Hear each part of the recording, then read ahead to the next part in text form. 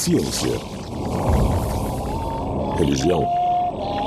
Em guerra há milhares de anos. Cada vez que depende de um teste, fica provado que a ciência tem razão.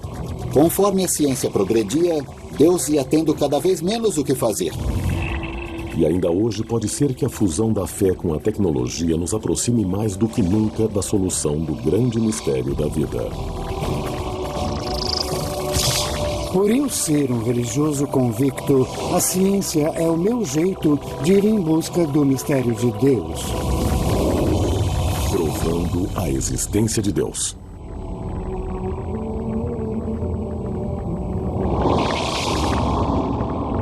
Durante séculos, a Igreja Católica esteve em guerra com a ciência, acreditando que sua existência poderia prejudicar os princípios mais sagrados da fé. Os cientistas ficaram estigmatizados como hereges. Seus avanços eram escondidos da população e às vezes até desmentidos sob a ameaça de morte. Mas atualmente há indícios de uma mudança radical. Quando as pessoas ficam sabendo que eu sou um padre e um cientista trabalhando especialmente para o Vaticano, onde há um observatório, a pergunta é sempre: por quê? Por que o Vaticano tem um observatório? A instalação multimilionária de classe mundial fica a 3.300 metros acima do nível do mar. Seu telescópio de 1,80 m consegue sondar milhares de anos-luz das galáxias. Os cientistas são especializados em astronomia e cosmologia. E o que os torna únicos? Eles também são homens de fé que admitiram a ciência como uma ferramenta em sua busca por Deus. Temos uma metodologia bem rigorosa que nós aprendemos conforme vamos nos formando cientistas. Dada a história instável da Igreja com a ciência, é de se impressionar que haja esse observatório de ponta. Especialmente desde o Iluminismo, existiu uma relação áspera entre ciência e a religião, onde a ciência, eu acho, explicou cada vez mais sobre o mundo. E as pessoas religiosas sentiram-se cada vez mais ameaçadas. O âmago da ameaça, para quem tem fé, é que a ciência diminua tanto a Deus que ele deixe de existir. E isso envolve todo um modo de vida, uma vida inteira de mundo. Durante grande parte do último milênio, desafiar a explicação dos eventos naturais da Bíblia era um perigo. No início de 1600, notáveis astrônomos foram levados a julgamento quando suas descobertas científicas conflitaram com crenças religiosas enraizadas. Uma das ideias científicas mais ameaçadoras foi uma teoria desenvolvida pelos astrônomos Copérnico e Galileu. A Igreja ensinava que a Terra era o centro do sistema solar e que o Sol girava em torno dela. Mas Copérnico e Galileu sugeriram o contrário, que o Sol era o centro do sistema solar. As descobertas de Galileu foram recebidas por alguns da Igreja Católica como um problema. Ela se opunha à Bíblia que menciona. E então o Sol parou. Se na verdade é a Terra que se move e o Sol está parado, segundo a Igreja, isso gera um conflito. Desde a época de Galileu, acho que a Igreja Católica deu uma guinada. Graças a Deus. A admissão da ciência é uma mudança, mas a questão é: por que agora? A presença da Igreja no Observatório do Vaticano quer dizer que a Igreja reconhece o valor da ciência e do conhecimento que adquirimos através dela.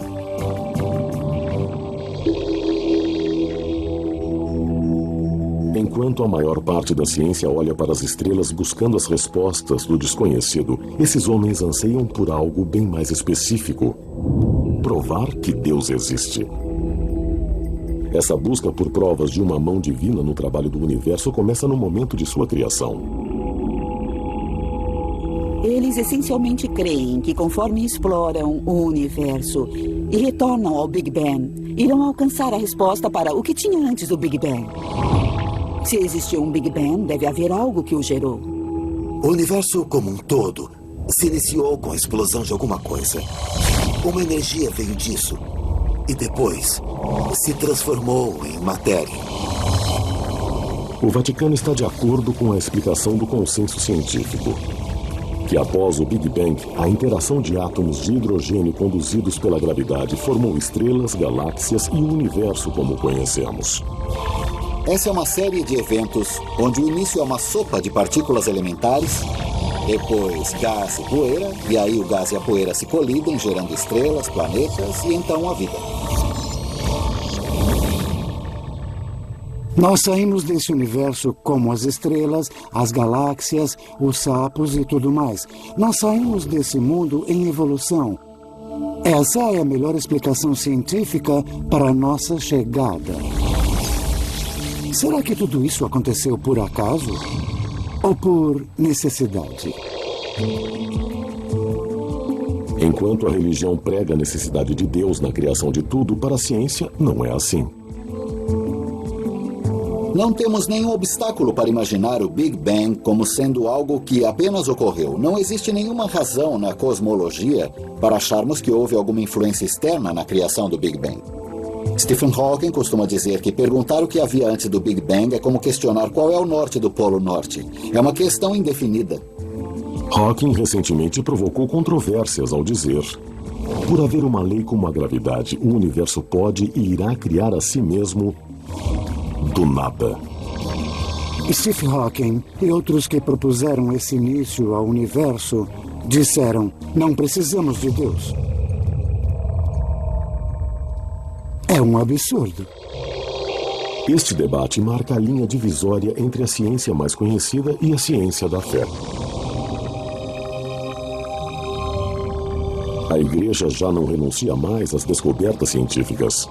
Ao invés disso, muitos, como o Padre Coyne, creem em um modelo que integre tanto a ciência como Deus.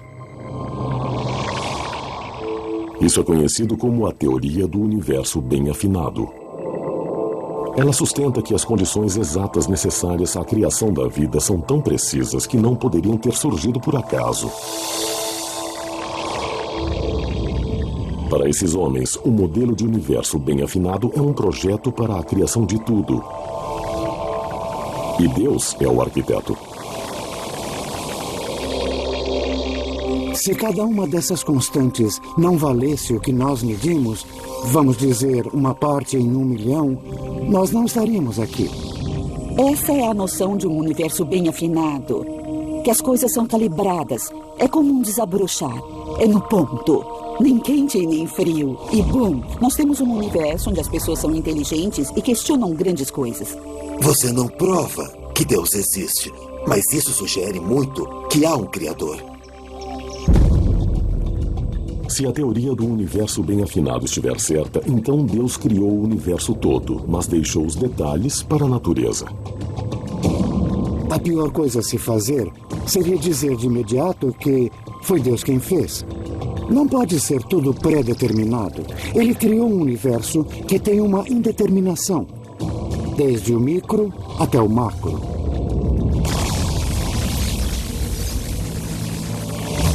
E essa nova filosofia pode fazer com que a Igreja fique mais perto que nunca de uma prova de Deus. O Observatório do Vaticano é somente uma parte dessa mudança, voltada em direção ao aproveitamento de novas tecnologias em uma busca contínua. Mas o espaço não é a única fronteira nessa pesquisa. Os arqueólogos e os caçadores de relíquias estão igualmente procurando evidências palpáveis de Deus aqui na Terra. Suas pesquisas se iniciaram com a Bíblia. Ela tem estado no centro do conflito entre ciência e a fé desde o início. Alguns estudiosos questionam as origens de muitos livros da Bíblia e os acontecimentos que eles descrevem. Se olharmos a Bíblia como um documento literal, a ciência aponta algumas divergências. Mas os fiéis verdadeiros a veem como a palavra literal de Deus. E agora eles usam a ciência para tentar provar isso. Se a investigação científica provar que alguns dos milagres bíblicos podem ter de fato ocorrido, muitos acreditam que isso também poderá provar a existência de Deus. Etiópia. Ao norte da Etiópia, um homem está na trilha da maior descoberta de todas. Fui treinado como um policial científico. Agora uso essas habilidades para tentar solucionar os antigos mistérios da Bíblia. Atualmente estamos em uma jornada bem empolgante para possivelmente resolver um dos maiores mistérios de todos os tempos. Sua missão: achar a Arca da Aliança Perdida, um baú misterioso construído para guardar as tábuas em que os 10 mandamentos foram escritos. Para muitos, a Arca é nada mais que uma lenda. Mas os fiéis creem, e isso irá revelar a prova física de Deus. De acordo com o Velho Testamento, Deus se comunicou com os judeus por meio dessa arca. Ali é um objeto que foi um sinal de Deus e a confirmação dele ter estado na Terra. Esse objeto fundamental da adoração dos judeus e, de repente, sumiu. E um puff saiu do nosso campo de visão e ninguém sabe o que aconteceu com ele. Se a arca constitui uma prova definitiva de Deus, é um tema para debate. Mas primeiro, ela tem que ser achada. Assim como Carnock, arqueólogos e pesquisadores vasculharam o globo buscando as pistas de seu paradeiro. Mas depois de milhares de anos, as pistas estão frias. Em sua busca, Carnock mira uma área rica em possíveis evidências. Me falaram que puseram sangue nisso. Relatos históricos. O Abbas está me mostrando um buraco que foi feito nessa pedra. Eles afirmam que aqui foi onde o mastro da tenda ficou, e a tenda era o tabernáculo. E novas pistas que logo poderiam levá-lo à arca.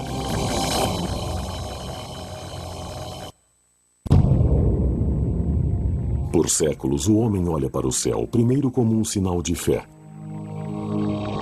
E depois, pela reflexão científica.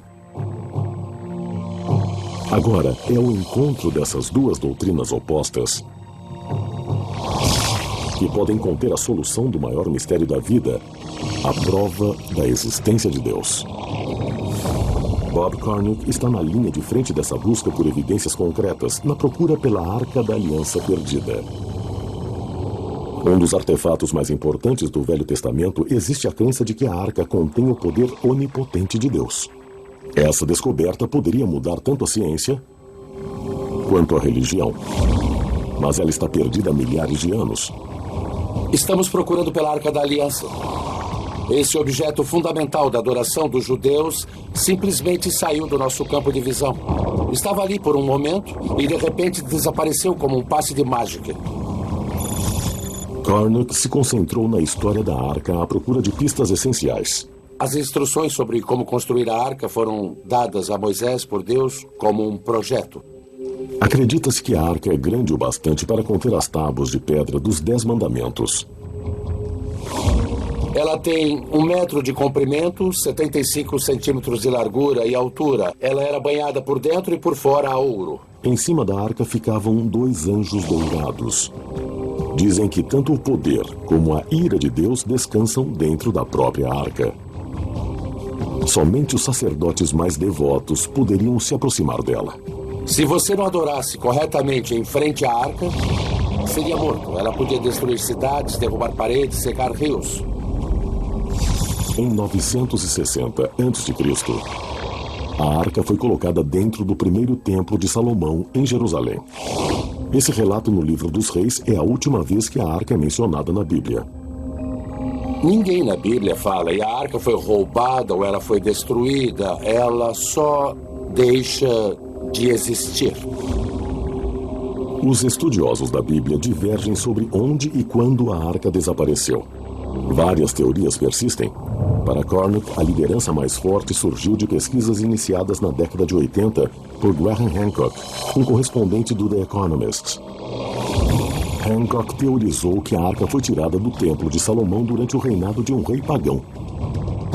Essa pessoa é Manassés, um rei mau, maníaco e louco, que colocou ídolos pagãos dentro do templo. Essa profanação do templo teria forçado os sacerdotes devotos que vigiavam a arca a protegê-la por qualquer meio necessário.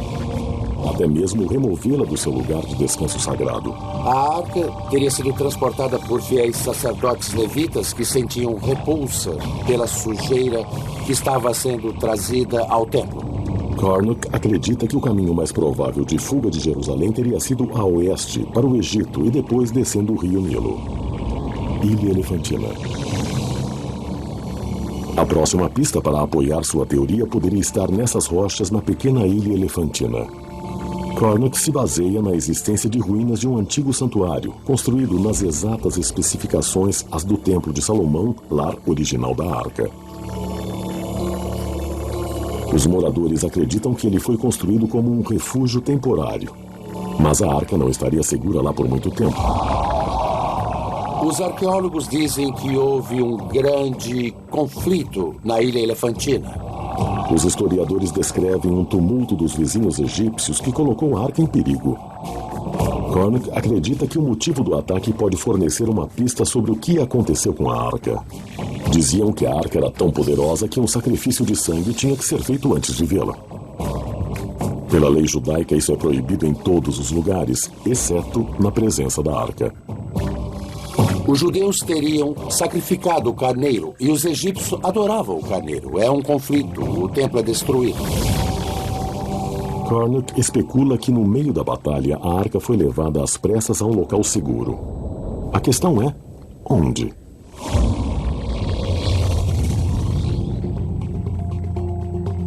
A um continente de distância da Etiópia, o livro do Êxodo chamou a atenção de outro pesquisador que procura reduzir a lacuna entre ciência e fé. Cambridge, Inglaterra. Tenho muita fé na ciência e acho que é possível ter uma visão científica completa do mundo que seja totalmente coerente. Mas eu também acho que se você olhar para a Bíblia, há esses indicadores que Deus de fato existe. O Sr. Colin Humphreys, um físico e cristão devoto, acredita que a ciência é a chave para desvendar os mistérios do Velho Testamento.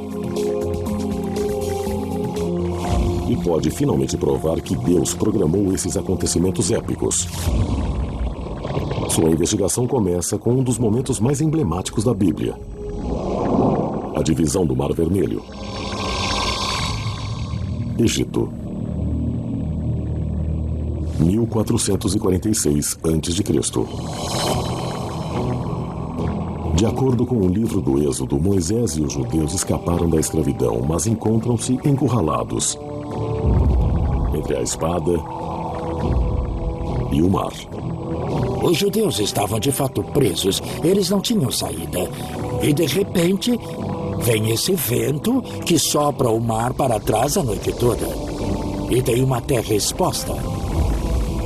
E os judeus pensam, Deus, que maravilha, e todos cruzam correndo. E claro, o exército do faraó os persegue logo atrás. Mas a água volta e atinge o exército.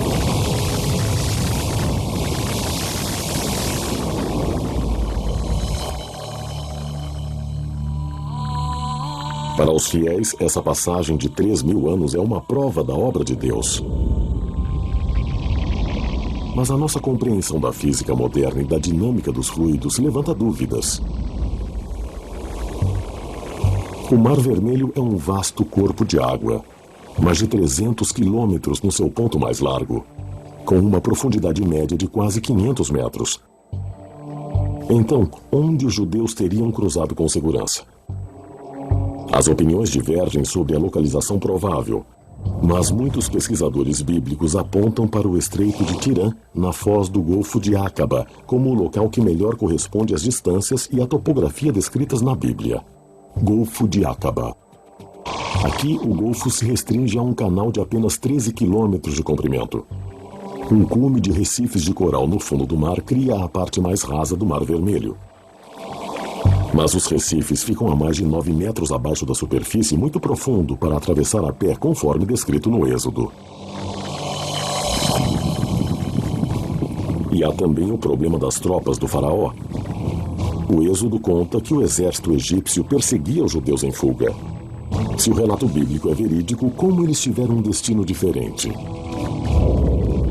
Para quem não acredita, a improbabilidade desses eventos é a prova de que o relato do Velho Testamento não é mais que uma história. Bíblia Sagrada. Agora, a ciência pode resolver a questão.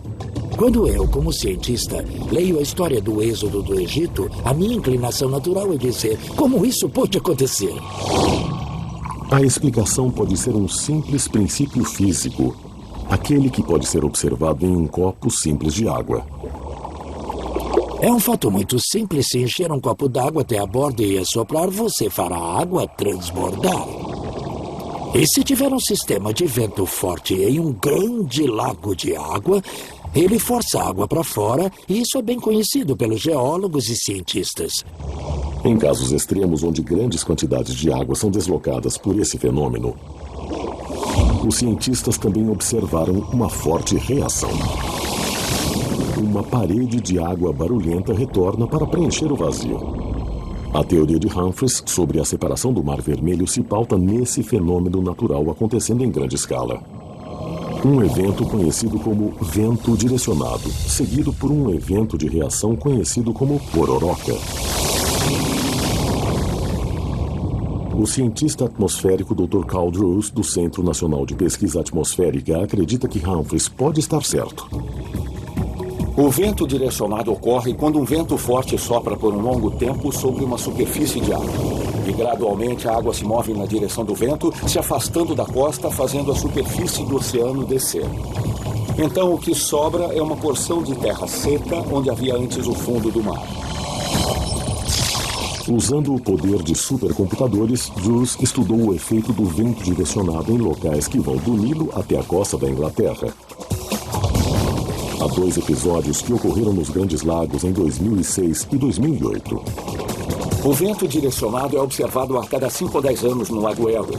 Há essas fortes rajadas que vêm do oeste que causam tempestades em Buffalo. Mas do lado de Toledo, que é o lado contra o vento, grandes partes do lago estarão completamente secas e a água desaparece no horizonte.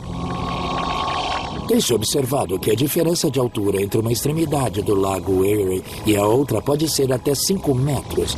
Absolutamente incrível. Espera-se que a água do Lago Erie fosse nivelada. Com um vento forte soprando por muitas horas, a diferença é de 5 metros.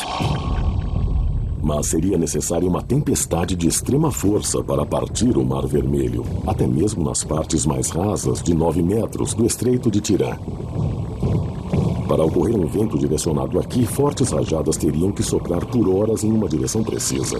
Para podermos ver um vento direcionado forçando a água por quilômetros, precisamos de uma longa extensão de água. Êxodo 14. Humphreys se volta para a evidência bíblica em busca de pistas sobre a tempestade. O relato no Êxodo descreve um vento forte vindo do leste que sopra a noite toda. Ele teoriza que se ventos fortes sopraram pela extensão do Golfo de Aqaba por várias horas, um vento direcionado com força suficiente para expor a ponte de terra pode ter ocorrido. O Golfo de Aqaba tem 180 quilômetros de comprimento e se fizermos as somas com um vento furacão, pode-se forçar a água para trás pelo menos 730 ou 1.600 metros. Aproveitando os dados recolhidos dos satélites da NASA, o Dr. Carl Drews cria um modelo de oceano e mapeia o terreno do Golfo para examinar os possíveis efeitos desse tipo de tempestade. Eu usei mapas geológicos e levantamentos, o percurso dos sedimentos para reconstruir a disposição das lagoas e dos rios que havia no período do Êxodo. Depois, juntei isso com o modelo do oceano em um supercomputador e apliquei um vento digital, um vento soprando a 100 km por hora. Seria difícil andar nessa ventania, mas é possível, dá para andar para frente. Furacões e ciclones se desenvolvem mais frequentemente sobre o oceano aberto. Então, em relação aos padrões climáticos globais, poderia uma tempestade dessa magnitude ter como alvo o Mar Vermelho, que é cercado por terra? Um estudo oceanográfico na Universidade do Estado da Flórida calculou que uma tempestade assim pode atingir esta região somente uma vez a cada 2.400 anos. Uma probabilidade pequena, mas cientificamente possível. Combinando o relato bíblico da travessia ao modelo científico, Drews constrói uma linha do tempo que coincide com as condições descritas no Êxodo. A tempestade perfeita. A Bíblia diz que isso ocorreu durante uma noite. Então, o vento que soprava durante 12 horas, de repente para, e eu acho que as águas se separam por um período de 4 horas e depois elas se juntam outra vez. Mas mesmo com essas 4 horas para cruzar a ponte de terra exposta, teria sido impossível que 2 milhões de judeus atravessassem o Mar Vermelho e fugissem. A evidência científica desmente o relato bíblico? Seria muita gente para passar por um pequeno espaço em apenas 4 horas. Esse número é incrivelmente grande. Muita gente acha que a história do Êxodo é inventada. Humphreys atribui essa discrepância a uma tradução problemática do Êxodo. No hebraico antigo, a mesma palavra pode ter diferentes significados. E a palavra que foi usada para milhares no livro do Êxodo é uma palavra hebraica chamada Aleph, mas que também pode significar um grupo ou uma tropa. Sabemos da literatura egípcia que a tropa de um exército egípcio tinha somente 10 homens. Então, se levarmos em conta essa tradução e fizermos as contas, acabamos não tendo 650 mil homens com mais de 20 anos, e sim cerca de 5 mil homens com mais de 20 anos. Adicionando as mulheres e crianças, isso dá 20 mil pessoas, bem mais administrável. Se esse novo cálculo de Humphreys for exato, ele reforça o argumento de que o milagre do Mar Vermelho realmente ocorreu. Humphreys calcula que uma multidão desse porte conseguiria atravessar um leito de mar de 13 quilômetros em 4 horas. Então, assim, tudo se encaixa. E a matemática, que é complicada, de repente fica simples e tudo combina tão bem que só pode ser a solução correta. É um tipo de descoberta de arrepiar. Um modelo de computador avançado também pode validar uma peça final do milagre do Mar Vermelho. Ao estreitar o tempo de travessia a um intervalo de 4 horas, a ciência pode ter resolvido como os judeus conseguiram escapar. E também como possivelmente os egípcios encontraram seu destino. Em um dos maiores massacres descritos na Bíblia.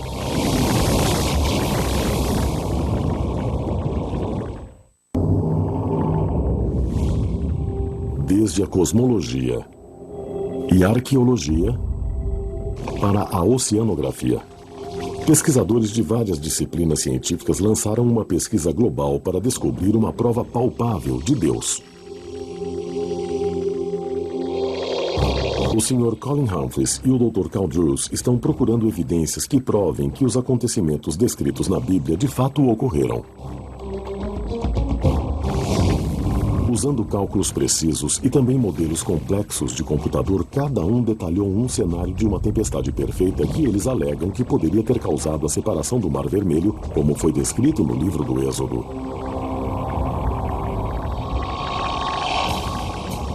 Segundo sua teoria, um fenômeno conhecido como vento direcionado causou ventos de força e duração raras que separaram as águas tempo suficiente para que os judeus cruzassem seu caminho para a liberdade através de uma porção de terra exposta. Mas o livro do Êxodo também descreve a destruição repentina do exército do faraó conforme eles perseguiram os judeus pelo leito do mar. Para explicar isso, Drews e Humphreys apontam para a força adversária natural que pode acompanhar os casos extremos de vento direcionado. Uma pororoca. O termo define o fenômeno onde uma maré volta com um deslocamento de água tão forte que cria uma onda gigante de força enorme. Quando o vento para, de repente a água retorna e haveria essas paredes de água agitada vindo com tudo. E esmagando quem sobrou ali no caminho. Os cálculos de Drews revelam que um vento direcionado poderoso o bastante para dividir o Mar Vermelho teria desencadeado uma pororoca de enorme magnitude. Quando li essa história pela primeira vez, eu pensei, bom, se a água voltou, por que apenas não fugiram? Mas o que a matemática mostra é que, se você tem uma água que foi forçada para trás pelo vento direcionado e o vento de repente para, essa água volta em forma de pororoca. Ela não volta gradualmente, ela volta de repente mesmo. E é isso que fala o livro do Êxodo. Moisés estendeu a mão dele sobre a água e o vento parou de soprar. Se foi invocada pelas mãos de Moisés ou se foi uma reação natural do vento direcionado, uma pororoca com essa força teria destruído o exército do faraó em um instante. De repente, eles ouvem um barulho distante e olham e alguma coisa parecida com uma montanha de água caindo sobre eles pelos dois lados e pela parte de trás. Aquilo varreu aquelas pessoas para o mar. E é precisamente o que diz o livro do Êxodo. Então, até os detalhes no Êxodo se encaixam com o que sabemos pela ciência moderna. Essas pororocas são raras, e um modelo matemático preciso para prever esse fenômeno tem frustrado os cientistas há séculos. Até agora. A matemática é bastante complicada, é chamada de equação diferencial de segunda ordem. Há 300 anos não era possível fazê-las, há 200 anos também não. As pessoas não tinham nenhuma explicação, mas agora podemos dizer que se encaixa com a ciência moderna e que combina com o mecanismo natural. Somente com o advento dos supercomputadores, as previsões de fluidos dinâmicos desta complexidade foram possíveis. A tecnologia está abrindo uma nova fronteira na busca de Deus. Mas enquanto esses fenômenos naturais oferecem uma explicação científica para os acontecimentos descritos em Êxodo, somente isso não prova Deus. Pode ser que Moisés tivesse muita sorte. Pode ser que ele soubesse prever o tempo muito bem. Então você diz, por que chamamos isso de milagre? Foi por causa da precisão. Eles teriam sido destruídos. É um evento muito improvável de acontecer justo na noite que você precisa dele. Se Moisés tem essa sorte, todos devíamos apostar nele. Então foi essa precisão que mostrou a mão de Deus no evento. Tanto Drews como Humphreys concordam que a evidência de Deus não está nos eventos naturais em si, mas sim na sua milagrosa precisão. Em última análise, está além dos poderes da ciência explicar como uma tempestade que ocorre uma vez na vida foi acontecer na hora e no lugar exato para resgatar os judeus. Eu acho que a ciência responde os comos, como isso aconteceu. E a religião responde os porquês. Algumas pessoas pensam que se for possível explicar um milagre, pode-se explicar tudo. Eu não acredito nisso. Nós devemos esperar que Deus opere no universo dentro das regras que Ele mesmo construiu. Então, para mim, isso não substitui a fé. Na verdade, é um salmo que diz que quando Deus abriu o Mar Vermelho, Ele não deixou suas pegadas na água. Então, obviamente, Deus não era visível. Seu trabalho tem estreitado a lacuna entre a ciência e o sagrado. Esses cientistas admitem que, por enquanto, a fé é necessária para preencher as últimas lacunas. Os cientistas devem ser humildes e perceber quando sua ciência não alcança o sobrenatural. Nós só estudamos o natural. Então eu estudo o movimento do vento e da água.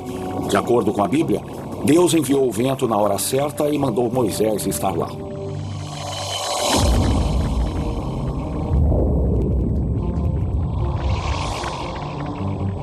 Em sua busca para encontrar a Arca da Aliança perdida e a prova de Deus que pode haver nela, Bob Cornuck seguiu a trilha de pistas até o norte da África. Se a Arca foi tirada do seu lugar de repouso de 300 anos na Ilha Elefantina, Cornuck acha que a rota segura mais provável teria sido seguir o Nilo até a Etiópia. E é até aqui que a busca de Cornuck o trouxe hoje. Estamos indo para Gondar, que é um lugar onde os judeus moram até hoje. E eles dizem que são os descendentes das próprias pessoas que trouxeram a Arca da Aliança para a Etiópia. Aqui, os judeus constituem menos de 1% da população. Mas a existência dessa comunidade isolada não é prova concreta de que a Arca passou por aqui. A maioria dos especialistas acredita que a presença de judeus aqui é pura coincidência. Estudiosos consideram ridícula a ideia da Arca da Aliança ter vindo para cá. Nós vamos descobrir se os estudiosos podem estar errados. Estamos na aldeia Falate, em Gondar, Etiópia. Esta é uma das cidades mais singulares do mundo. Houve uma época em que aqui foi uma florescente comunidade judaica. Hoje, a maioria dos judeus de Falate se foram, mas em toda parte os sinais de sua presença permanecem. Dizem que a comunidade judaica que vivia aqui nesta aldeia Falate veio para cá 400, 500 anos antes de Cristo. Temos pilhas de pedras. Essas sepulturas podem ter milhares de anos. Os habitantes, na maioria, seguem as tradições judaicas típicas, exceto uma.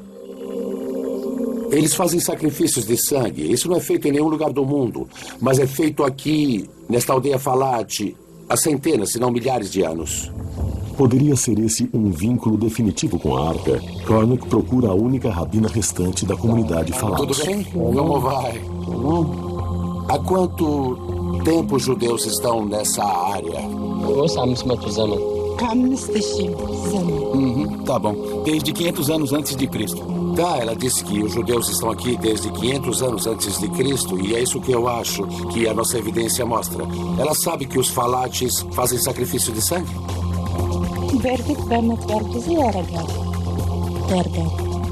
Eles faziam. Eles faziam sacrifício de sangue, enquanto havia judeus etíopes aqui. Os rituais de sangue apontam para a Arca, mas histórias não provam nada, e Cornick sabe disso. Sua razão de voltar a Gondar hoje é para encontrar evidências biológicas, uma ligação genética entre essa comunidade isolada de judeus e a ordem de sacerdotes que protegia a Arca da Aliança há milhares de anos. Será que ela nos permite fazer o teste nela dentro da boca? Eu estou muito feliz por você testar o meu DNA. Cornick está compilando um banco de dados de DNA dos judeus locais. Será uma busca em tempo intensivo que ainda tem que produzir resultados, mas a descoberta de uma única ligação genética aos levitas antigos poderia ser uma bomba. Se pudermos mostrar uma marca de DNA que os conecte a esse evento antigo, vai ser demais, fundamental para a teoria de que a Arca veio para a Etiópia. A triagem genética moderna pode ser uma ferramenta essencial em determinar uma ligação com a Arca. Mas a meio mundo de distância, outra equipe de pesquisadores pode ter tropeçado em uma ligação ainda mais direta a Deus, escondida em nosso DNA. A prova científica de Deus. Alguns a procuram no nascimento do universo, outros nos desertos da África e do Oriente Médio. Mas e se a prova mais surpreendente de Deus não estiver em um templo ou um santuário? E se estiver dentro de todos nós?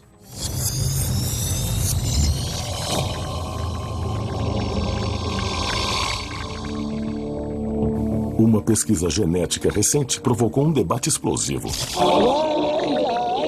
Para explorar se podemos estar programados a acreditar em Deus. O renomado biólogo molecular Dr. Dean Hamer descobriu o que ele chama de gene de Deus. A prova de que a crença em Deus, ou talvez até o próprio Deus, está codificado em nosso DNA. Os cientistas tentam desmentir Deus há muito tempo. Não deu certo. E não há sinal de que vá funcionar no futuro. Há algo no fundo do nosso cérebro, na maneira como a espiritualidade toca nossa consciência. E isso, portanto, serviu de razão para a pergunta: existe alguma base genética para essa característica? O Dr. Hamer se deparou com o tópico por acidente. Eu estava estudando o papel dos genes em outros traços de personalidade na orientação sexual, os quais são conhecidos por terem um componente biológico. Aconteceu de eu estar usando um questionário de personalidade que incluía um item chamado autotranscendência. O Dr. Hamer define o termo autotranscendência como a inclinação de ver um mundo maior e mais amplo do que o visível. Um mundo de espiritualidade além do reino físico do dia a dia. Pode ser mostrado numericamente que a religião de uma pessoa, digamos, católica ou protestante, depende totalmente do ambiente em que vive. Mas a espiritualidade tem muito menos a ver com o ambiente e muito mais com a genética. É provável que as pessoas orem com mais frequência do que façam sexo, por exemplo. Hamer cruzou os dados do DNA de 2.000 pessoas de todas as religiões, assim como os ateus. Selecionamos um grupo de genes procurando por qualquer coisa que se relacionasse de forma consistente com um nível de autotranscendência. Após várias rodadas de testes, a equipe de Hamer identificou um tipo determinado de gene, aparentemente ligado a fortes sentimentos de espiritualidade. Esse gene, por acaso, foi chamado de VMAT2, que significa transportador de monoamina vesicular. Só para simplificar, nós o chamamos de gene de Deus. Acreditamos que ele tem algo a ver com a capacidade ou suscetibilidade das pessoas de acreditar em conceitos como Deus. Seria isso a evidência de que Deus está constituído em nosso código genético? Uma coisa interessante sobre a espiritualidade é que ela é de fato um traço de personalidade independente. É diferente da ansiedade ou de qualquer outra coisa que medimos. E ela possui um componente emocional muito forte que faz com que as pessoas acreditem nas coisas mais loucas ou nas mais importantes, dependendo do seu ponto de vista. Essa é a razão das cruzadas. Essa é a razão de todas as grandes ações da igreja e de todas as coisas terríveis também. Hamer diz que o gene de Deus age como uma droga que banha o cérebro humano com neurotransmissores chamados monoaminas, que regulam o humor e a percepção.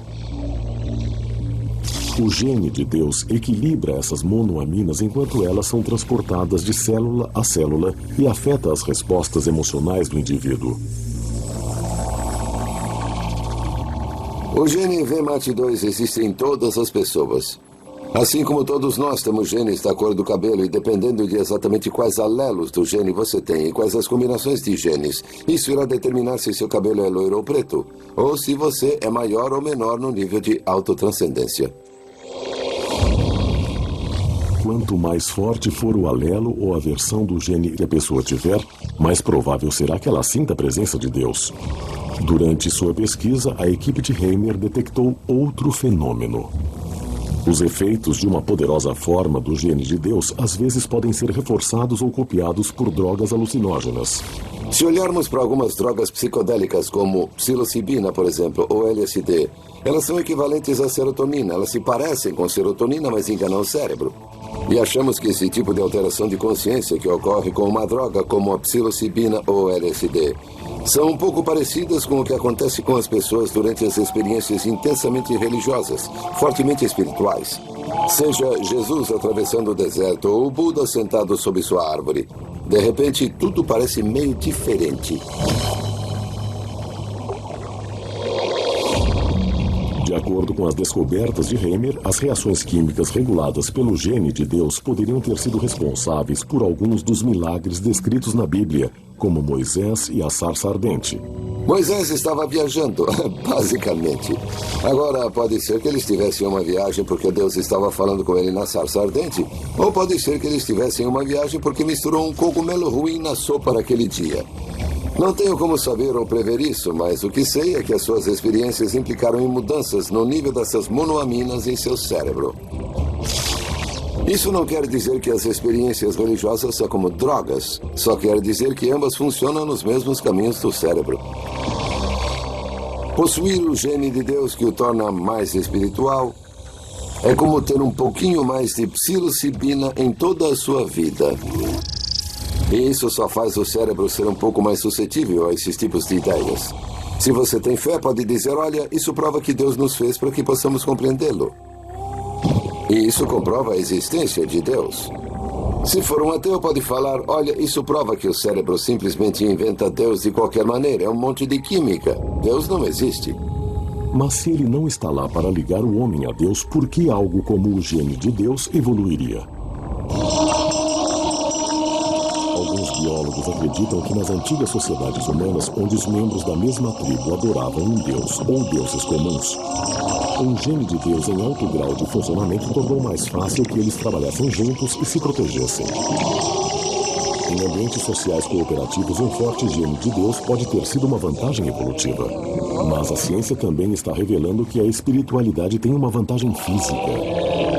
Existem muitos dados agora que mostram que pessoas mais espiritualizadas e religiosas tendem a viver um pouco mais, pois elas tendem a se recuperar de uma doença um pouco mais rápido. Acho que há muitas possibilidades de como esse tipo de gene conseguiu se manter na mistura e sobreviver à evolução recente. A causa desse benefício ainda está para ser determinada, mas o efeito é uma área onde a ciência e a fé estão trabalhando juntas para buscar avanços. É um relacionamento que Hamer observa de perto. A ciência e a fé estão em guerra há muito tempo. E até agora, sempre que depende de uma prova, acontece da ciência estar certa. A Terra não é o centro do universo, está somente circulando ao redor do Sol. A evolução ocorreu mesmo, estamos relacionados a outros animais e não somos algo singular que foi colocado aqui. Onde a religião acerta e a ciência erra é que a ciência não conversa com as necessidades emocionais das pessoas. A ciência não muda a consciência das pessoas do jeito que a religião muda. Os cientistas poderão explicar as origens da consciência humana? Ou é uma questão de fé? Um novo campo de pesquisa pioneiro está buscando respostas em um dos lugares mais enigmáticos do planeta.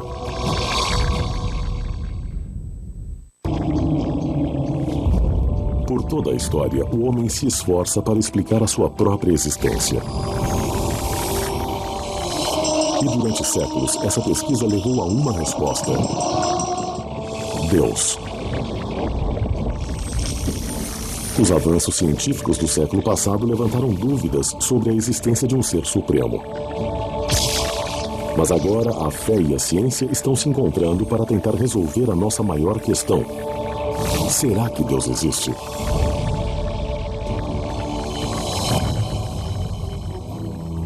Enquanto os caçadores de relíquias e os fiéis procuram encontrar a prova na Bíblia, esse pesquisador acredita que o caminho para Deus pode estar muito mais perto do que pensamos. Sua busca por respostas o levou a investigar os funcionamentos mais internos da mente humana. O Dr. Andrew Newberg, diretor de pesquisa de medicina integrada da Universidade Thomas Jefferson, estuda o que acontece com o cérebro humano quando ele contempla Deus e o mundo espiritual. Acho que estamos em um ponto interessante onde temos a chance de juntar ciência e religião de uma forma que nunca pudemos fazer. Há um senso do cérebro humano que nos permite explorar o mundo cientificamente e pensar nas coisas de forma religiosa ou espiritual. Usando escaneamentos cerebrais de baixa radiação, Newberg, na verdade, consegue assistir mudanças físicas ocorrerem no cérebro enquanto uma pessoa ora ou medita. Decidimos analisar as pessoas que realizavam uma variedade de práticas religiosas e espirituais durante muitos anos. Nosso trabalho inicial foi feito com pessoas que eram muito firmes em meditação budista tibetana. Também analisamos um grupo de freiras que estavam engajadas em suas crenças religiosas há mais de 50 anos. O que fizemos foi usar um scanner que fotografava o cérebro deles. Fotografamos enquanto repousavam e também quando não faziam nada em particular. Depois tiramos mais uma foto do cérebro deles enquanto meditavam ou praticavam as suas orações. As áreas que pareciam ser mais afetadas durante essas práticas incluem uma parte do cérebro chamada lobo frontal, logo atrás da testa. E essa é uma parte do cérebro que normalmente funciona quando concentramos nossa mente em alguma coisa. Nas análises de Newberg, o lobo frontal acendeu da mesma forma que faria se os indivíduos estivessem concentrados em um problema de matemática difícil. Os monges tibetanos mostraram um aumento da atividade em seu córtex visual porque estavam se concentrando em objetos sagrados. Quando olhamos as freiras que estavam somente orando, não vemos as áreas visuais se conectarem ao cérebro, mas na verdade vemos as áreas verbais ligarem. Faz sentido, pois é uma oração, é uma prática verbal. Mas as análises também revelaram algo inesperado. Outra área que ficamos particularmente interessados é uma área chamada de lobo parietal, que fica na parte superior atrás do cérebro. O que achamos muito interessante nas pessoas que meditavam e nas freiras que oravam é que essa área do cérebro de fato se acalma durante essas práticas. O lobo parietal é a parte do nosso cérebro que monitora e reforça o sentido do nosso ambiente imediato ao redor. Então, quando o Dr. Newberg viu o lobo ficar escuro, ele testemunhou os indivíduos perderem mentalmente a noção de seu espaço, tornando-se um com o universo. E o cérebro está dizendo, sim, é verdade, você deve sentir essas coisas, pois o lobo parietal escurece e o lobo frontal acende. Passamos por uma experiência em que a pessoa de fato se perde, perdendo também a capacidade de perceber o espaço e o tempo do modo que percebemos.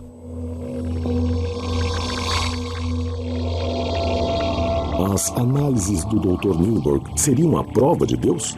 Analisei uma freira que sentiu que estava na presença de Deus. Eu posso lhe dizer como o cérebro dela fica quando ela acredita que está junto dele.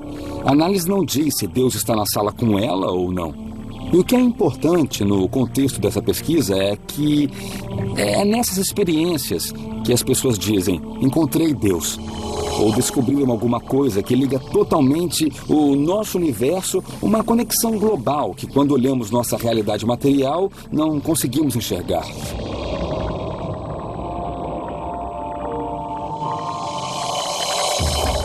As descobertas em Newburgh sugerem que pela forma que o cérebro de uma pessoa está aceso pode-se determinar se ela tem fé ou se não tem. Durante os testes no scanner, ateus foram convidados a contemplar Deus.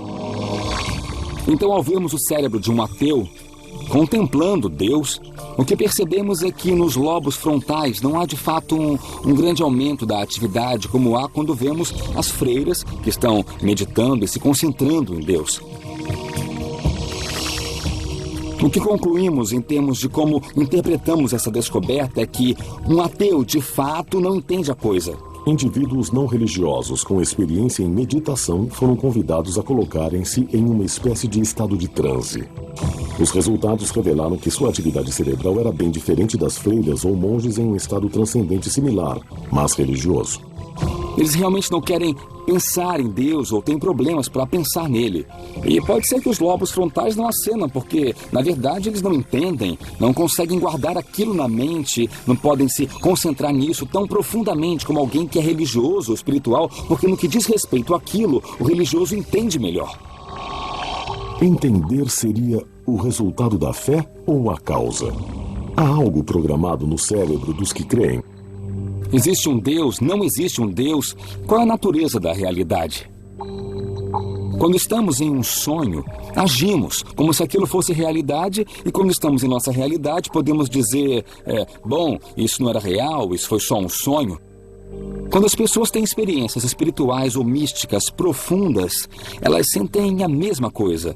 Elas sentem que aquela realidade representa uma realidade mais fundamental que a do dia a dia. Será que isso significa que Deus é uma invenção de nossa mente? Ou será que o lobo frontal seria um canal com um poder supremo? Será que existe algo além do nosso cérebro que não captamos nos exames, mas ainda assim encontramos de algum jeito uma prova? Na verdade, para mim, fazer perguntas é bem importante. E eu acredito que questionar seja sempre o correto. Enquanto a busca por evidências do Todo-Poderoso no cérebro humano continua, outros estão procurando a prova física da presença de Deus na Terra. Na Etiópia, Bob Carnick está caçando um dos artefatos mais sagrados mencionados na Bíblia: a Arca da Aliança Perdida. A Arca Dourada que dizem conter os 10 mandamentos e que desapareceu há milhares de anos. A sua recuperação e autentificação poderia validar vastas partes do Velho Testamento e poderia até ser um canal direto com Deus. Carnick seguiu um rastro de pistas pelo Nilo até a sua origem, o Lago Tana. Estamos cruzando o lago e temos uma viagem de barco de umas 3 horas. Tempestades frequentes e águas infestadas de crocodilos fazem dessa uma travessia traiçoeira. Se a arca foi trazida aqui pelos seus protetores, as defesas naturais do Lago Tana podem ter afastado os possíveis inimigos. A remota localização teria sido um esconderijo ideal para o artefato sagrado. Esse lago é muito grande e possui algumas ilhas interessantes. Podem ser as peças de um quebra-cabeça que resolveriam o mistério do local onde a Arca da Aliança está e para onde ela foi. A mais de 50 quilômetros da costa fica uma ilha proibida. Um penhasco com mais de 13 metros de altura delineia o perímetro. Um obstáculo assustador que poderia ter salvado a arca de caçadores e ladrões. Aqui é a ilha Tanakirkos e dá para ver que parece uma fortaleza. Como alguém pode escalar essa parede e ao mesmo tempo trazer a arca junto? Tanakirkos é habitada por monges que tomam muito cuidado com estranhos. Eles guardam uma série de artefatos raros que poderiam comprovar que a arca ficou escondida na ilha por 800 anos. Alguns desses tesouros nunca foram vistos por estranhos. Determinado a ter acesso aos artefatos, Carnick visitou a ilha antes, trabalhando para ganhar a confiança dos monges. Olá. Oi. Esse é Abba Gabriel. Ele é um grande amigo meu. É considerado um homem santo e reverenciado por milhares de pessoas. Vamos ver a aldeia dele e ver também os artefatos que podem estar ligados de um jeito bem singular à verdadeira Arca da Aliança. As relíquias ficam protegidas em um bunker trancado. Estamos aqui na frente de uma porta que guarda tesouros, coroas de reis, instrumentos que eles dizem que conseguiram trazer para cá de Jerusalém com a Arca da Aliança. A presença de Deus está literalmente nesses objetos. Esses frágeis instrumentos seriam artefatos do ritual de sangue realizado na presença da arca, como uma oferenda a Deus. Karnak tem permissão de examinar uma relíquia crucial. O Gomer, uma antiga bacia que dizem que era usada para colocar o sangue do animal sacrificado. Me disseram que colocavam o sangue aqui, eles mexiam para que não coagulasse, polvilhavam sobre o povo para dar-lhes o perdão. Eles respingavam isso sobre a Arca da Aliança. Os monges de Tanakirkos não permitirão que os artefatos sejam removidos da ilha, tornando a autenticação científica difícil. Mas Karnak acredita que os objetos correspondam à descrição da Bíblia sobre as ferramentas usadas no ritual do sacrifício. Apesar de não haver prova conclusiva, elas fortalecem a teoria de que a arca veio para essa direção. A dificuldade é que não existe uma pessoa que possa entrar lá e dizer com certeza isso que você tem é da Bíblia. Essas coisas combinam muito bem com o relato bíblico. Dá para tirar as palavras da Bíblia e literalmente colocá-las sobre esses objetos, que se encaixam perfeitamente. A história toda se junta aqui e tudo nessa ilha vem a calhar. Tanakirkos revela mais pistas. Estamos aqui neste penhasco. É bastante cortado dos nossos dois lados e acaba na água. E o Abbas está me mostrando um buraco que foi cavado na pedra. Eles afirmam que esse é o lugar onde a vara da tenda ficava. Havia 4 deles que sustentavam uma tenda. E essa tenda era o tabernáculo da Arca da Aliança no deserto. Essas pedras aqui são os outros 2 furos do encaixe. Eles, na verdade, os pegaram, os tiraram do bloco de granito de lá e trouxeram-nos aqui como lembranças de quando a Arca da Aliança ficava no tabernáculo. Essas descobertas sustentam a teoria de que a arca estava aqui na ilha de Tanakirkos. Mas enquanto Karnak procura pela prova de Deus, muitos dos fiéis recorrem a um poder superior, procurando ajuda em um objetivo mais urgente, a cura do câncer. Onde a medicina falhou, esse curandeiro do Texas pode trazer a salvação. Esses resultados impressionantes evidenciam o poder da oração ou o placebo.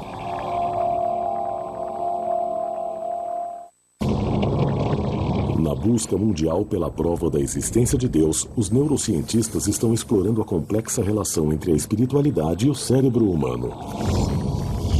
Usando tomografias, o neurocientista Dr. Andrew Newberg observou mudanças químicas no cérebro quando uma pessoa ora ou medita. Através de uma série de estudos, ele identificou o lobo frontal do cérebro como o epicentro da experiência religiosa e espiritual. O cérebro tem o poder de curar?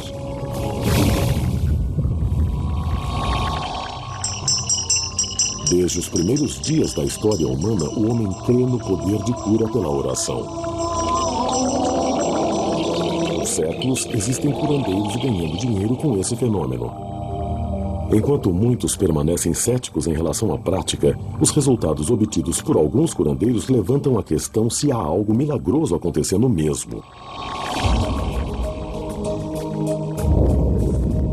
As multidões que clamam para serem vistas pelo Dr. Aysan Naimi acreditam que estão testemunhando Deus trabalhando pelas mãos de um homem. Esse é de verdade. Só mais um dos milagres de Deus. O Dr. Naimi é um ex-anestesista que virou curandeiro. Se eu chamar isso de curandeirismo, significa que sou eu quem cura. Mas, na realidade, a cura não vem de mim.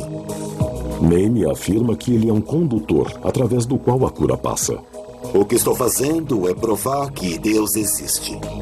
Naimi diz que as milhares de curas que ele ajudou ao longo dos anos são a prova de que a ciência e a fé trabalham em uníssono.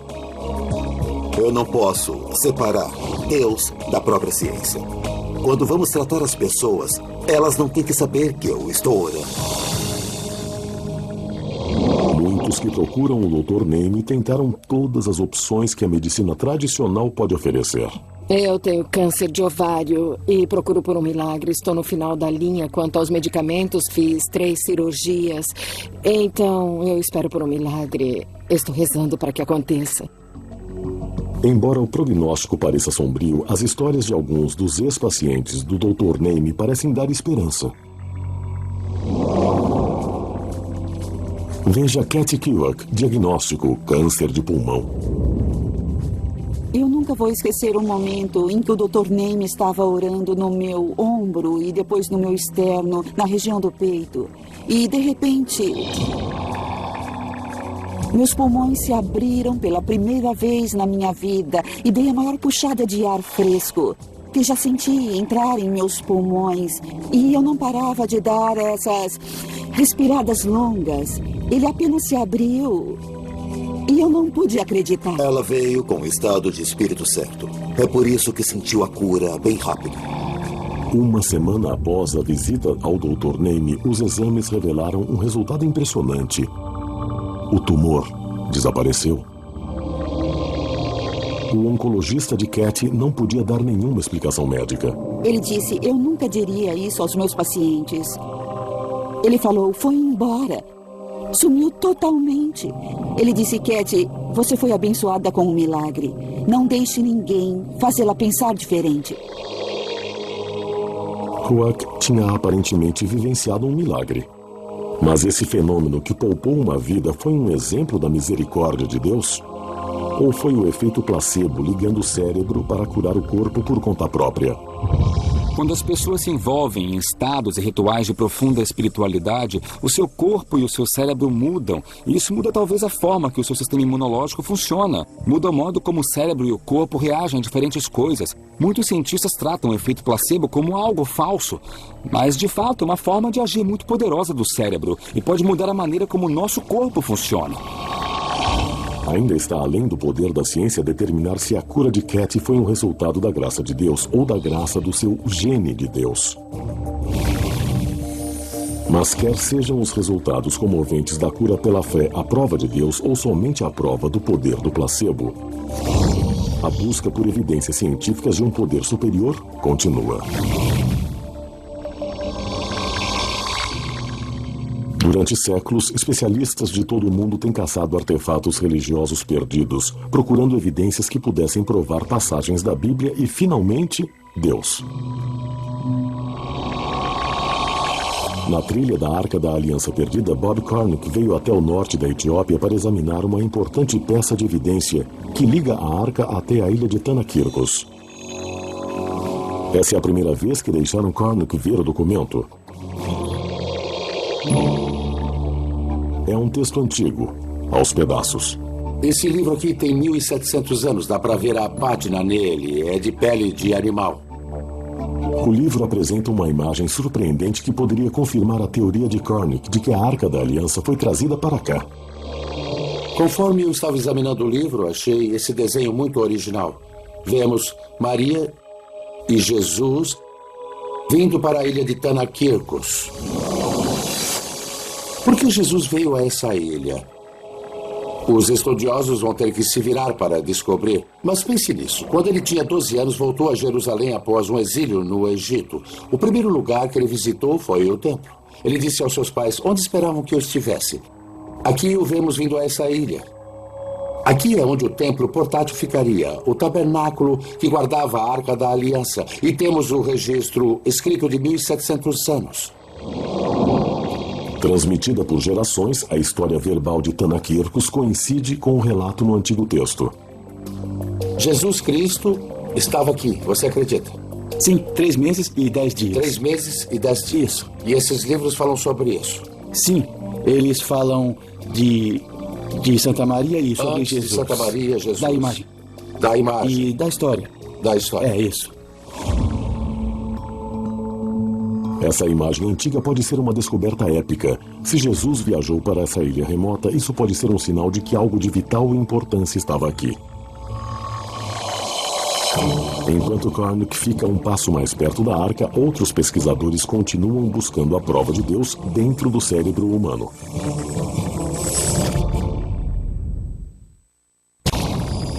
Nos últimos 50 anos, os cientistas se juntaram em uma das maiores questões da humanidade, a busca por provas da existência de Deus.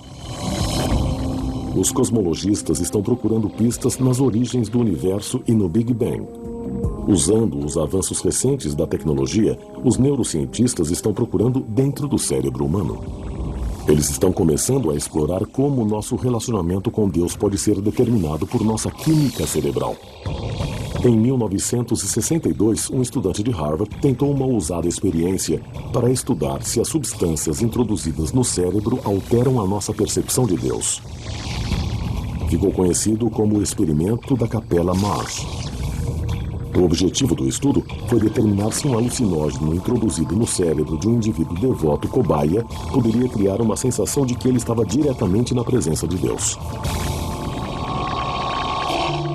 Ele foi feito na Universidade de Harvard quando Timothy Leary estava lá e antes das drogas psicodélicas serem proibidas. Ele pegou estudantes de teologia, pessoas que já tinham fé e a caminho da espiritualidade, e os dividiu em 2 grupos. E para um grupo, ele deu psilocibina, um alucinógeno muito potente. A psilocibina desencadeia alucinações, alterando a quantidade de serotonina liberada no lobo frontal, o centro de controle emocional do cérebro. Ele também é ativado durante a meditação e a oração.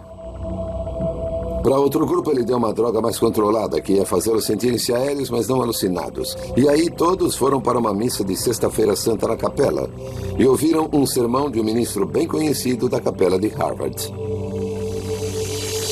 Os indivíduos do estudo que tomaram a falsa droga relataram que a missa parecia como qualquer outra. Mas muitos dos que tinham tomado o alucinógeno descreveram uma experiência de autotranscendência durante o sermão. Uma sensação de que estavam se ligando diretamente com Deus. Passadas semanas dessa experiência, ele perguntou do que se lembrava, o que vivenciaram. E descobriu-se que as pessoas que tomaram alucinógeno se lembravam daquilo como um tipo de experiência muito importante, uma experiência de transformar a vida. Enquanto que os que tomaram as drogas controladas só viram que foi mais um sermão. Para aqueles que tomaram psilocibina, o impacto do experimento foi de longa duração. Em uma pesquisa de acompanhamento 20 anos mais tarde, muitos dos indivíduos ainda viam o estudo como uma experiência profunda de mudar a vida. Alguns relataram que se sentiram ligados diretamente com Deus. Os resultados do experimento da Capela Marsh reforçam os resultados dos exames cerebrais realizados no laboratório do Dr. Newberg. Os 2 estudos ligam o lobo frontal à nossa percepção de Deus e indicam que a nossa experiência espiritual pode ser intensificada pela oração fervorosa, meditação e até mesmo por drogas psicoativas.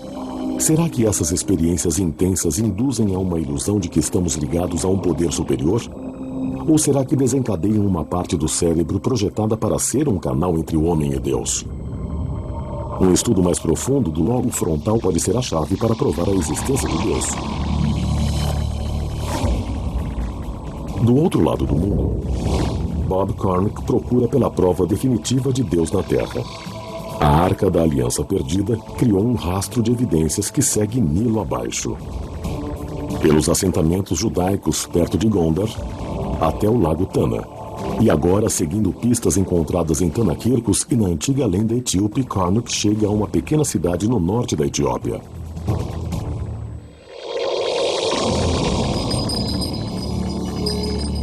É o fim de uma longa jornada para mim.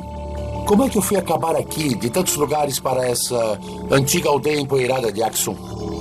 Aksum nem sempre foi uma cidadezinha agrícola. Há 1500 anos, ela era a capital vibrante do Império Aksumita, um estado-nação que dominava o comércio no norte da África com um poder que rivalizava com Roma. Os reis de Aksum apreciavam demonstrações luxuosas de sua riqueza e colecionavam tesouros do mundo antigo ao redor. No século IV d.C., o governante de Aksum, em teoria, capturou o maior troféu do mundo cristão. Ezana foi para a ilha de Tanakirkos, pegou a arca e a trouxe aqui. Ele a trouxe para esse local. Em frente às ruínas de uma igreja grandiosa construída por Ezana, Cornuck vê que a prova está bem debaixo de seus pés. Pedras com o dialeto etíope do século IV chamado Ge'ez detalham o roubo da arca e sua chegada triunfante aqui. Nós estamos andando nas pedras da fundação da mais antiga igreja da África subsaariana. E foi para cá que o rei Ezana, no século IV, trouxe a Arca da Aliança. Os monges me disseram que esse é o piso original. Um pequeno pedaço dele permanece e é onde esteve o Sagrado Senhor. Aqui é onde a Arca da Aliança ficou por várias centenas de anos. Evidências arqueológicas revelam que aqui já foi uma grande igreja, estilo basílica, uma estrutura à altura para guardar o artefato sagrado. Dá para ver que essa igreja tinha uma bela decoração pelas esculturas daqui. Não eram somente blocos de pedra, não foi uma simples igreja. Isso é o que chamam de piscina batismal. Deve ser isso ou pode ser um local de banho onde os sacerdotes se lavavam antes de irem para ver a Arca da Aliança. A igreja foi saqueada pelos invasores muçulmanos no século XVI. A história local afirma que a arca foi resgatada por seus protetores fiéis que a esconderam até que pudesse ser colocada na igreja de Nossa Senhora Maria de Sião. Quando a igreja foi reconstruída em 1965, tornou-se uma catedral fortificada. Um bunker fortificado construído para proteger algo de grande valor. Bem ali é onde os etíopes dizem, e eu pessoalmente acredito, que a Arca da Aliança repousa hoje.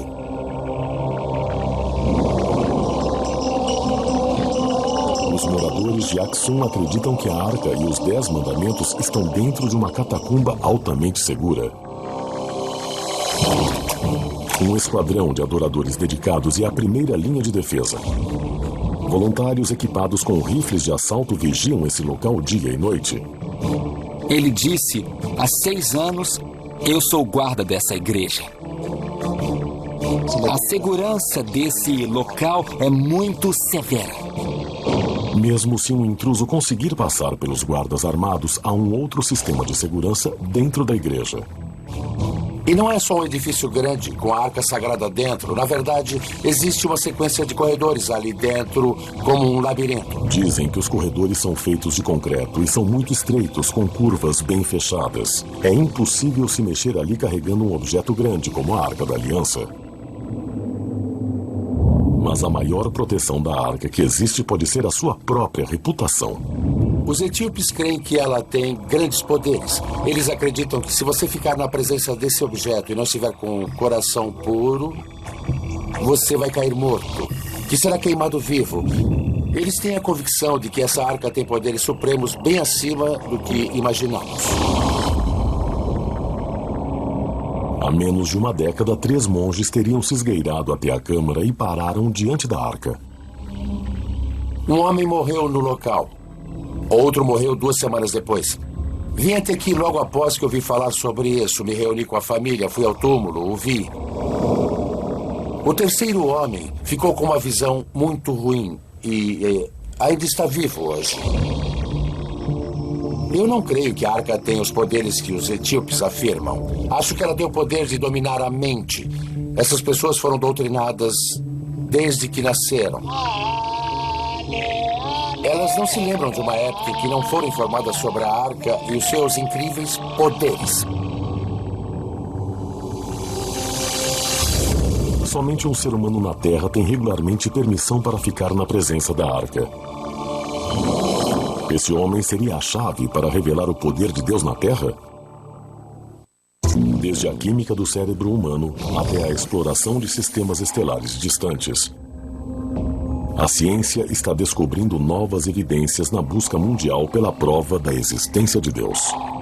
Armados com as mais recentes técnicas de análise científica, pesquisadores e arqueólogos de todo o mundo estão caçando o artefato mais cobiçado da Bíblia, a Arca da Aliança.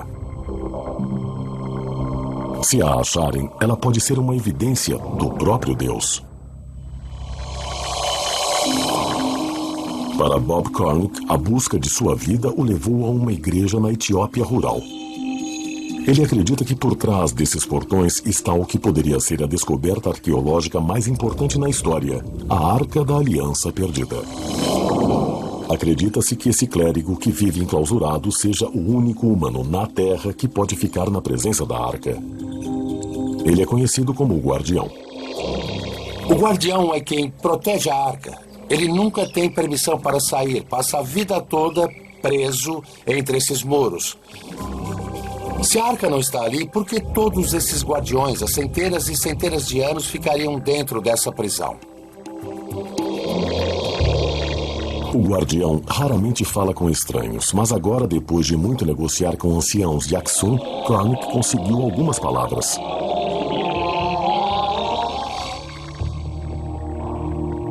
Aqui, em imagens raras, o guardião fala com Karnak através de um pequeno portão na parte de trás da instalação. A sua saúde está boa para adorar com a arca? Você está se sentindo bem? Ele está falando que ele somente faz as suas orações. Orações. Isso mesmo. Obrigado pela atenção. Tá bom, obrigado. Após poucos minutos, o guardião retorna ao seu posto.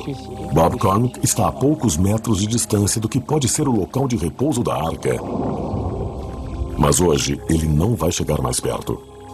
Eu me encontrei com o guardião, segurei sua mão e olhei em seus olhos, os mesmos olhos que possivelmente contemplam a Arca da Aliança. Karnak espera que o seu novo acesso ao guardião e seu relacionamento contínuo com os anciãos de Axum um dia traga a recompensa máxima, a oportunidade de ver a arca. A Arca da Aliança é a preciosidade, é a menina dos olhos de toda a arqueologia. Se alguém chegasse em mim agora e dissesse, Bob, você passará por aquela porta e verá a Arca da Aliança, se eu faria isso, eu agarraria essa chance. Esse é o maior achado arqueológico da história.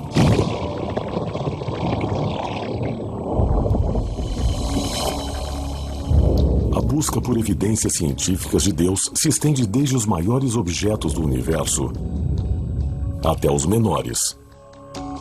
Grenoble, França, a casa de um laboratório enorme. Localizado a mais de 150 metros de profundidade e abrangendo a fronteira de duas nações. Essa é a linha de frente em busca de algo que poderia rivalizar com a importância da Arca da Aliança na corrida para achar as provas da existência de Deus. Uma micropartícula subatômica chamada partícula de Deus. Mais conhecida pelos físicos como o bóson de Higgs, a teórica partícula de Deus pode ser um elo perdido. Se for detectada, poderá mudar todo o nosso entendimento do universo e pode alterar para sempre o debate sobre a existência de Deus. As partículas são de dois tipos. Há basicamente as partículas de matéria e as partículas de força. As partículas de força podem se empilhar uma sobre a outra, e isso é o que chamamos de bósons. Muitos físicos de partículas acreditam que o bóson de Higgs seja a partícula desconhecida que dá massa a toda a matéria no universo. O bóson de Higgs é muito diferente de todas as outras partículas que conhecemos. A coisa que faz o bóson de Higgs especial é que mesmo no espaço vazio, ele está lá. Ele fornece um meio através do qual as outras partículas se movem. E é por isso que, em última análise, as partículas como os elétrons ou quarks adquirem massa. A melhor analogia seria imaginar um meio como a água, o melaço ou o ar. Conforme você se move através deles, eles resistem um pouco. Então é possível imaginar que se corrermos pelo ar, conseguiremos ir muito rápido. Se tentarmos correr pela água ou por um melaço, vamos ficar mais lentos. Então, a grosso modo, é isso que o bóson de Higgs faz com todas as partículas da natureza. Se eles puderem localizar essa partícula de força, pode ser um passo importante para desvendar os mistérios do Big Bang e da origem do universo. Para estudar as partículas subatômicas, os físicos usam aceleradores de partículas. Para procurar a partícula de Deus, os pesquisadores construíram o maior do mundo. Uma pista oval de 27 quilômetros, conhecida como o Grande Colisor de Hadrons, ou Large Hadrons Collider. Os instrumentos que temos no Grande Colisor são essencialmente as máquinas mais complicadas e mais precisas já construídas pelos seres humanos.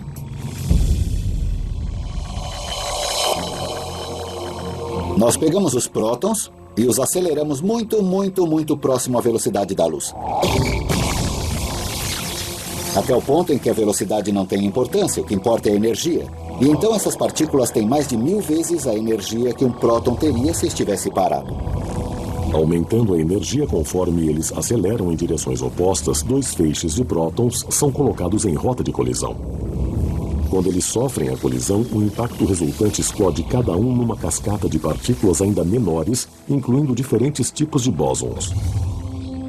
As colisões entre os prótons têm tanta energia que geram uma enorme explosão de partículas diferentes. Os próprios prótons possuem quarks e gluons dentro deles. E o que na verdade ocorre é que um dos quarks ou um dos gluons de um próton colide com uma das partículas constituintes de outro próton e dá para ver uma grande chuva. As máquinas no interior do colisor podem detectar e medir a maioria dos tipos de partículas liberadas nessas colisões. E se os cientistas conseguirem encontrar essa possível partícula, será um divisor de águas. Sua descoberta poderia levar à até então chamada teoria do todo, que poderia explicar o momento da criação. Se retrocedermos a história, se voltarmos no tempo, a teoria do todo nos ajudaria a explicar o Big Bang e facilitaria na compreensão do que ocorreu naquele momento.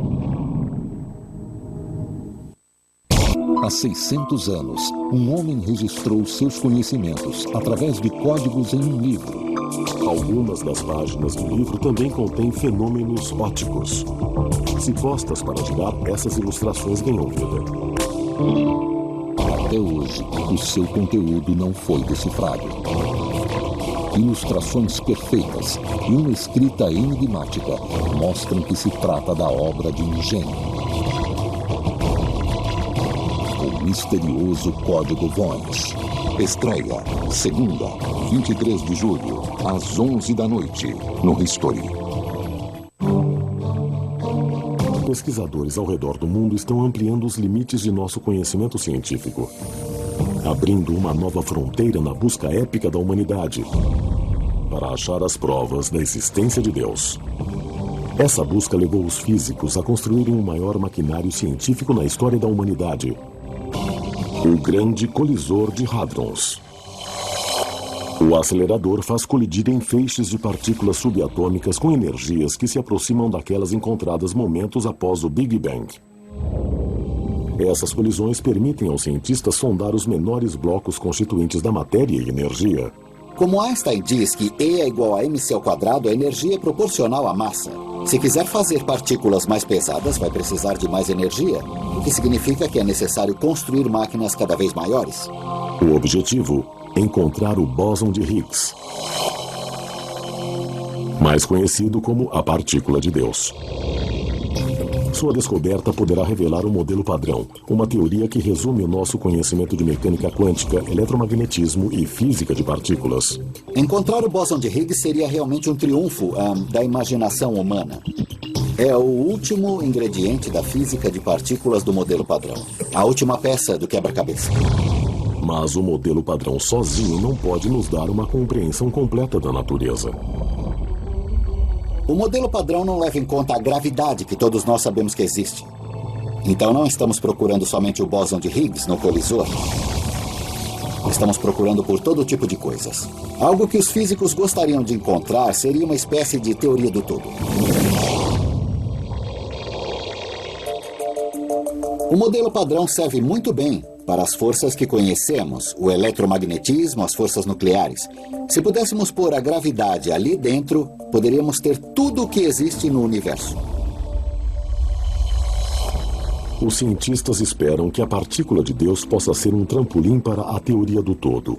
Uma única equação que descreva todas as forças fundamentais da natureza. Gravidade, responsável pela evolução de estrelas e galáxias. As forças nucleares, responsáveis pela união de toda a matéria.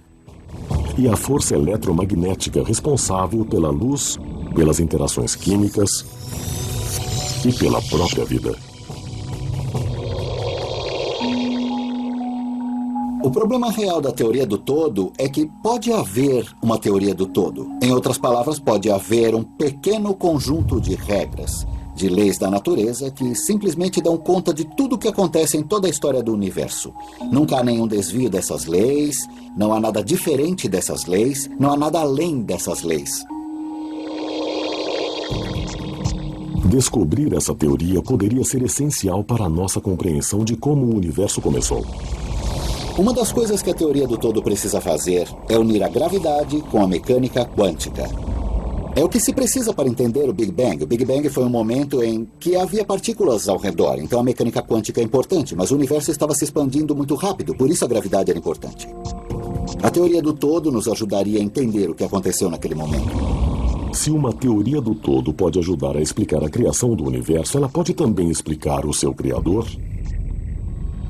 Se conhecer uma teoria do todo, se achar que sabe todas as leis da física, com certeza poderia se perguntar, é só isso? Ou seria uma boa chance de falar, essa é a teoria do todo porque alguma inteligência superior a criou assim?